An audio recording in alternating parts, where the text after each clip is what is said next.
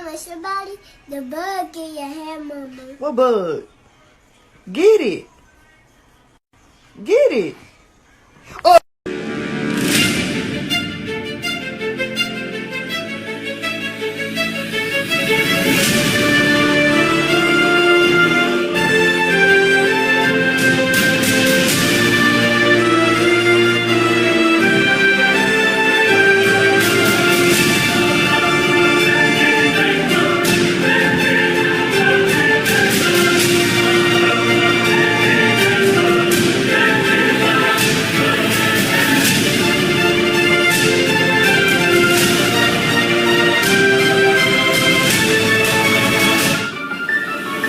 Ladies and gentlemen, we are back on Black Ops 2 Zombies. I hope you're having an excellent day today. Today we're going to be doing the buried Maxis Easter egg and finally completing the Maxis Super Easter egg. Keep in mind this requires 4 players, but you know your boy's usually running up that solo plutonium mod, so without further ado, let's jump right in. Alright, so the first thing you guys want to do is build up this Hangman's Noose. There are 4 parts around the map required to complete it, and I'm going to show you those right now. The first part is an antenna located in the barn on the first floor. The second part is a spool of wire found in the gunsmith near the tunnel that connects the gunsmith and the bank. The third part is a glass container sitting on this box near the box location that is above the sheriff's office. And the third part is a battery located in the church right behind the main counter. Add all the parts and that's the first step done. I am pleased to see that Richtofen has not diverted you from our mutual goal. For the next step, there are 4 glowing orbs around the map that you have to destroy with a turbine and a subsurface resonator. The parts for these can be found in the general store, which I'll show you now. This little egg might as well hang on to it. Don't look like much. May as well hang on. Even the smallest. Well, I think this. Guessing no one else. Once you got those both built, one person needs to take a turbine and one person needs to take the resonator and take them to all the orbs around the map and destroy them. I'm just gonna leave this here for now. It's probably best to just leave this here for now. It's probably best to just leave this here for now. Once the orbs are all destroyed, a lantern will spawn in, floating around and teleporting around the map, which you have to knock out with a grenade and then pick it up. Ah!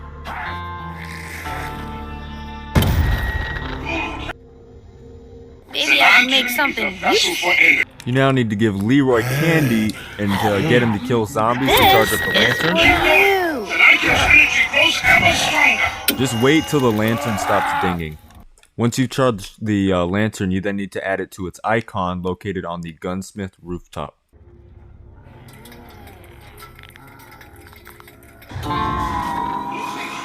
So once you add on the lantern, this code will appear on the wall, and the way to translate it is by looking at the first symbol of each line. So the first line, my first symbol, is a D, and the only phrase that starts with a D is Dry Gulcher Shaft.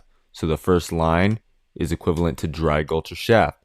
The second line's first symbol is a C, and the only phrase that starts with a C is Consumption Cross. So the second phrase is Consumption Cross. And the third line's first symbol is a G, which has to be Ground Biter Pits. If one of your lines starts with this symbol that I'm looking at, that is an L, it means that that line is Lunger Undermines. If you ever get this symbol at the start of one of your lines, that is a B, that means that that phrase is Bone Orchard Vein. So after you add the lantern, look at the first symbol and determine what letter it is, and then you know what phrase it is. For the next step, you need the Bowie Knife, Vulturade. For the next step, you need the Time Bomb as well. Now, before starting up this next step, I'd advise you to get to at least about round 9 and having most of the map opened up. You need to knife 2 of the signs that you have in your code and then place down a Time Bomb. Or the other way around, it doesn't matter. And you can knife the signs in any order. Just make sure you only knife 2. Here's the one for Dry Gulcher Shaft, which is one of mine. Here's the one for Lunger Undermines. Here's the one for Consumption Cross. This is the one for Ground Biter Pits, which is also one of mine, but I'm going to wait. And here's the last one, Bone Orchard Vein. So for the next step, you need to end the round and then knife your final sign, but you need to have your other teammates training zombies in these 3 areas. Here in the middle of the stores, around here near the box, and also inside the barn. When you knife the final sign, a wisp will spawn in, and the fourth player, whoever is the person not training zombies, has to stay close to it and make sure it passes through zombies to stay alive until it gets to the hangman's noose. With the solo mod, I just maneuver around zombies and just follow it, and it should pass through enough zombies to get to the noose. Follow the wisp. He will show you the way. You must stay close. The wisp needs to absorb the energy of the undead.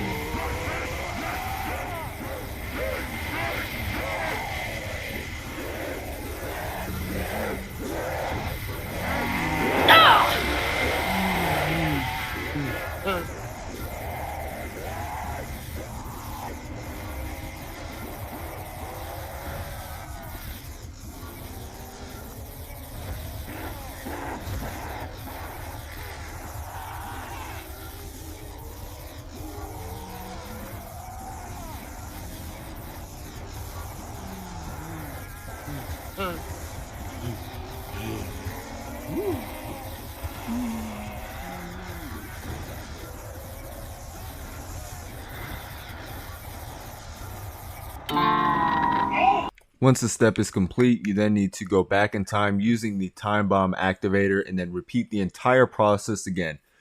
Get people ready for training zombies, knife 2 signs, end the round, and then knife the last one and do the whole thing again. After that step is completed, one player needs to enter the haunted mansion and locate this light grid. And when you activate this light grid, one of the lights will light up and it corresponds to a certain bell that has to be rung throughout the map. There are 9 bells throughout the entire map, and when you ring them, they're in relation to one of these lights on the light grid. You should note the lights from left to right: 1, 2, 3, 4, 5, 6 in the middle, and 7, 8, 9 on the right. Bells 1, 2, and 3 can be found in the candy store. Here is 1, here's 2, and here's 3. Bells 4, 5, and 6 are located in the barn. Here's 4, here's 5, and then here's 6. Bells 7, 8, 9 are located in the courthouse. Here's 7, here's 8, and then here's 9.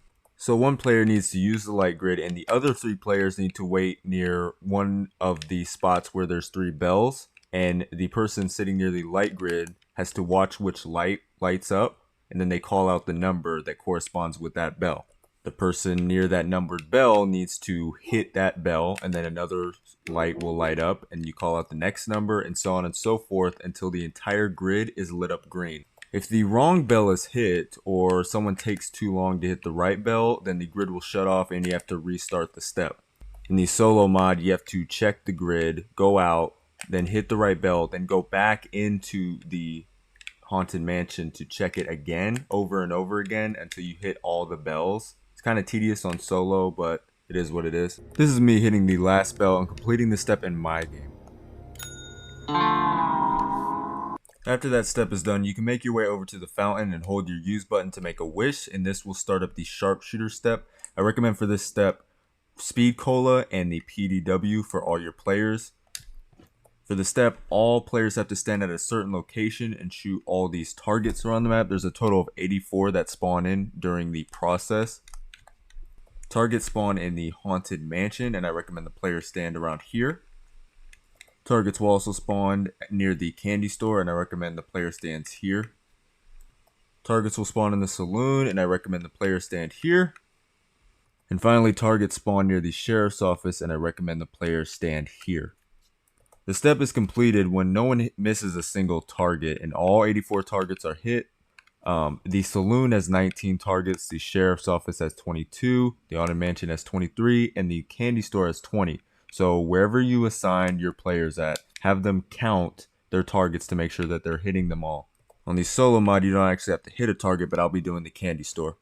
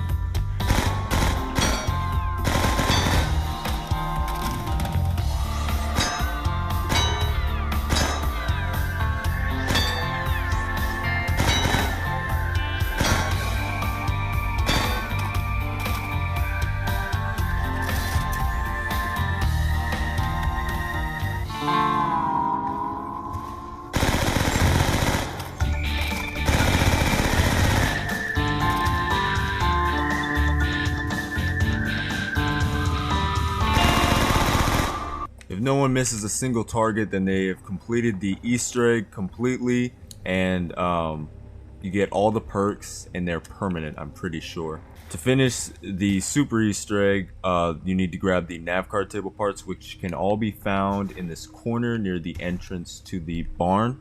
All except for the meteor, which you have to teleport back to the refinery, which you can find the meteor on the ground near where you build the nav card table. If you've been keeping up with the super Easter egg in my videos, then you should already have the diarized nav card, and you can insert it into buried nav card table. If all 4 players in the game have completed the Easter eggs before on the Maxis side and all the nav cards are linked up, then you can enter the courthouse and this box will open and it reveals a button, and when you push this button it initiates Maxis' endgame.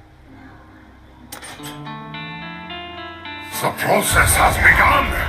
Now I control the ether's energy. I can at last reach Agatha. Ah, you fools!